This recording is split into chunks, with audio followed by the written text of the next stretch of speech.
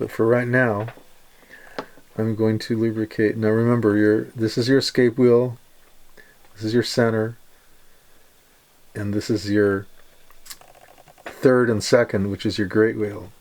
So in this particular case, I'm going to use HP for those two areas.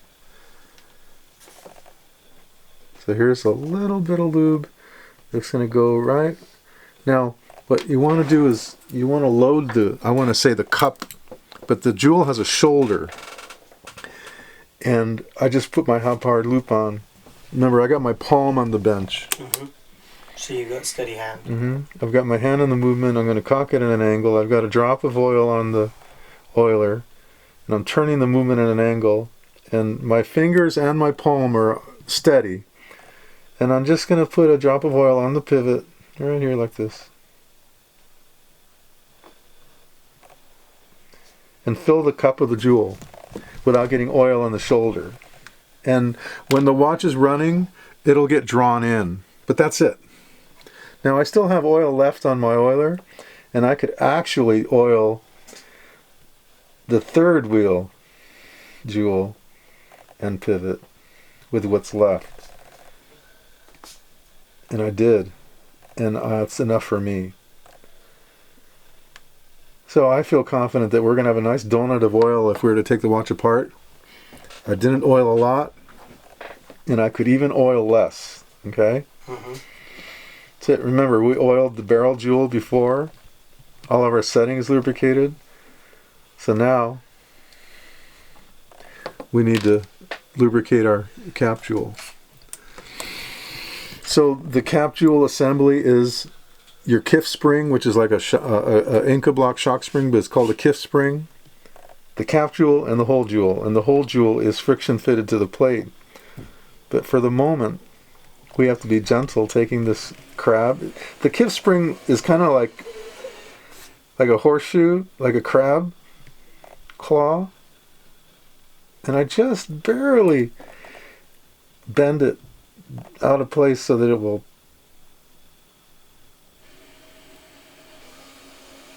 pop out of its slot. There's the two ends of the crab claws are tucked under. And for your own edification, you really need to take a cheap watch or whatever you have available to you and study it under your loop and say, okay, I get it. And really take a hard-ass look at it, because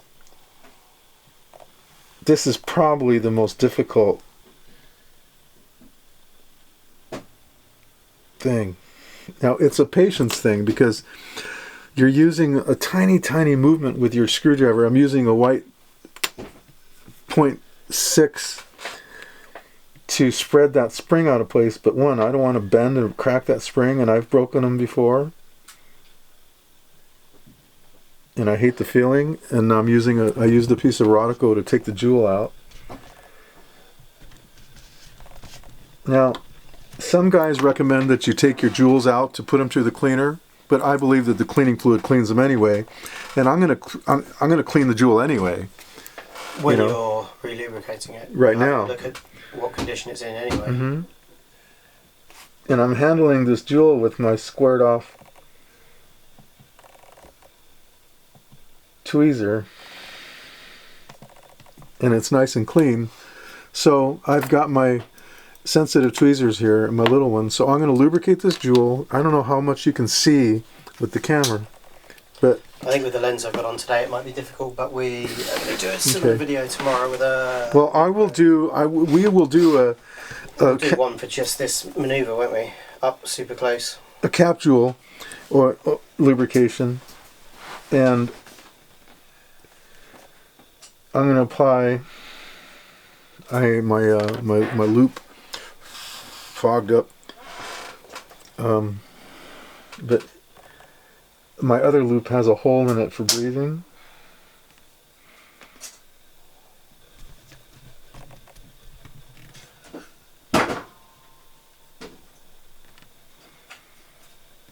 Sometimes you don't have enough oil on the oiler to draw to the jewel, so then you have to do it again.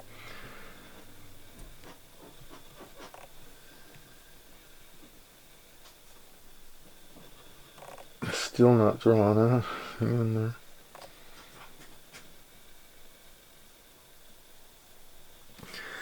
And I'm just going to give it another, now that there's some oil on there, it will draw a little more. There you go. I actually have a lot on there. But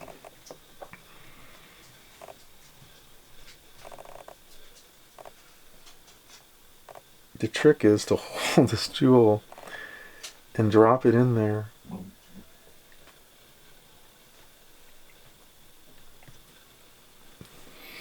Don't try that at home. Just at work.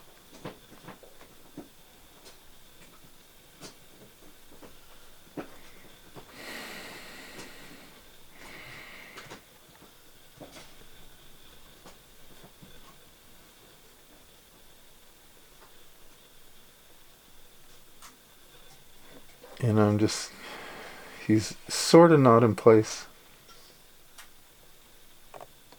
There you go. Now I'm going to take my spring and re-slot him.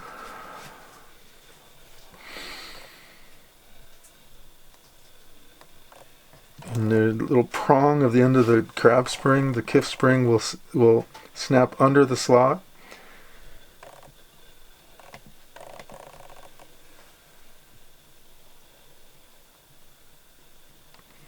And the same with the other side. There's a lot of reflection, so I just kind of, I'll get him right.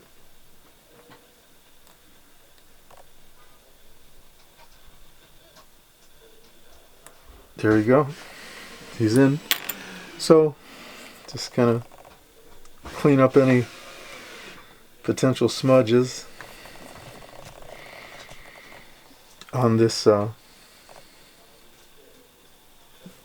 jewel assembly. Now that escape jewel, I'm telling you, is tiny. So going to the balance is a whole different, doesn't require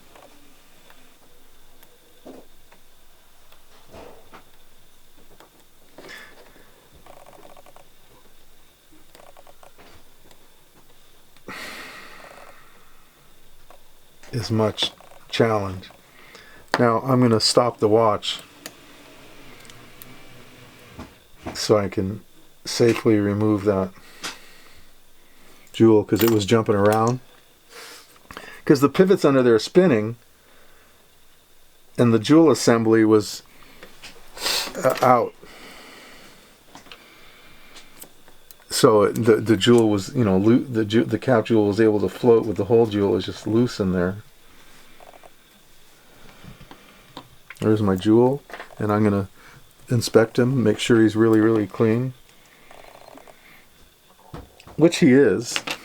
Jewel is clean.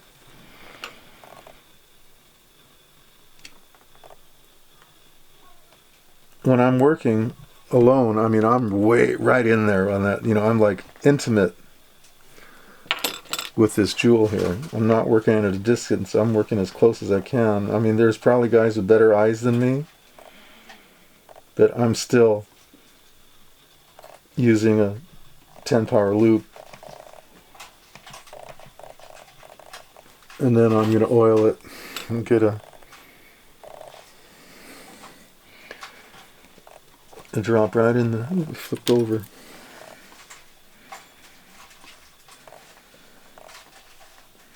Nice and clean. Put a drop of oil in the center.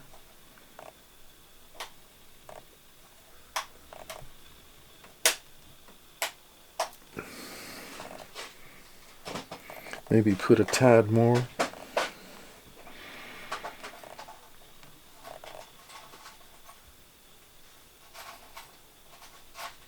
Get there. It's like, I'm gonna give it a little hair more oil, just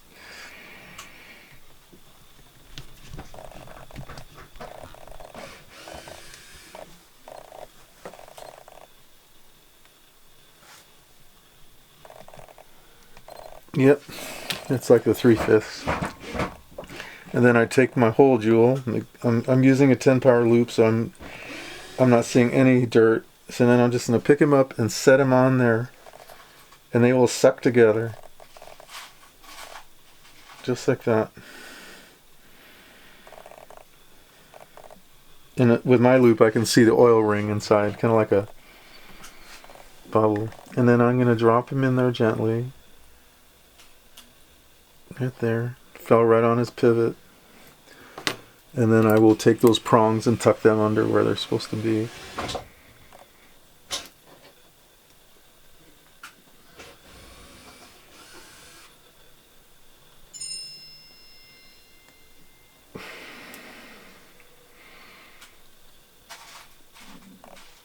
That's it.